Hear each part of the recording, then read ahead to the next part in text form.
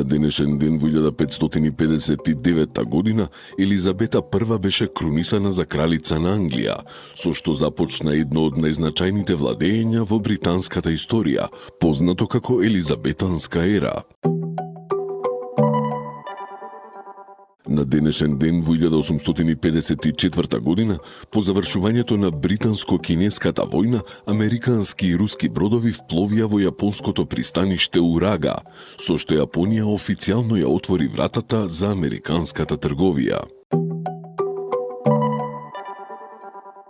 На овој датум во 1874 година во Русија беше воведена општа воена обврска, што представуваше значајна реформа во државниот и воениот систем. На денешен ден во 1893 година беше основана Британската лабористичка партија, а за нејзин прв председател беше избран шкотскиот работнички лидер Џејмс Кир Харди. На овој датум во 1898 година францускиот писател Емил Зола го објави прочуениот текст "Обвинувам", во кој јавно ги разобличи неправдите поврзани со Драјфусовата афера и ја потресе француската јавност.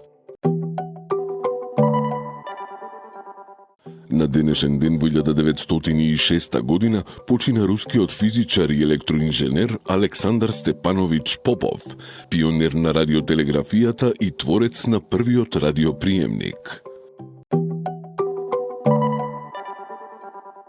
На овој датум во 1915 година катастрофален земјотрес ја погоди централна Италија, при што загинаа околу 30.000 луѓе, што го прави еден од најсмртоносните во европската историја. На денешен ден во 1917 година во Велика Британија стапи на сила нов изборен закон, со кој жените добија еднакви политички права со мажите. На овој датум во 1920 година во Струмица е роден професор Христо Стамболиев, еден од основачите на Технолошко-металургискиот факултет во Скопје и негов прв декан. На денешен ден во 1941 година во Цирих почина ирскиот писател Џејмс Џојс, еден од најголемите новатори на модерната литература и автор на романот Улис. На овој датум во 1948 година во селото Вмбел, Костурско, се одржа првиот конгрес на Народно-ослободителниот фронт на македонците од Егејска Македонија. На денешен ден во 1972 година воен удар во Гана ја собори цивилната влада, а власта ја презеде полковникот Игнациус Ачемпонг.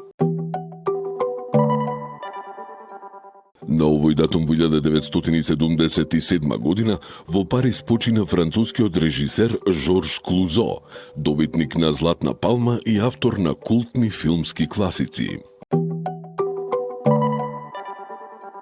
На денешен ден во 1985 година при железничка несреќа во Етиопија загинаа најмалку 428 патници, што ја прави една од најтешките железнички трагедии во Африка. На овој датум во 1994 година во Скопје почина Добри Ставревски, еден од најпознатите интерпретатори на македонската народна песна.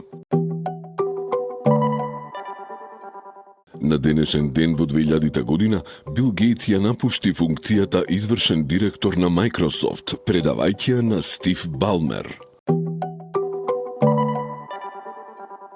На овој датум во 2001 година силен земјотрес го погоди Ел Салвадор, при што загинаа најмалку 725 луѓе.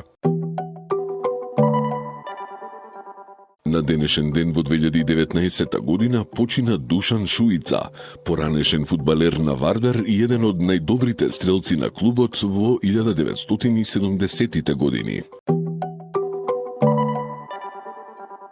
На овој датум во 2022 година, на 68 годишна возраст, почина Горјан Тозија Медо, истакнат филмски продуцент и поранешен директор на Агенцијата за филм, кој остави длабока трага во македонската кинематографија.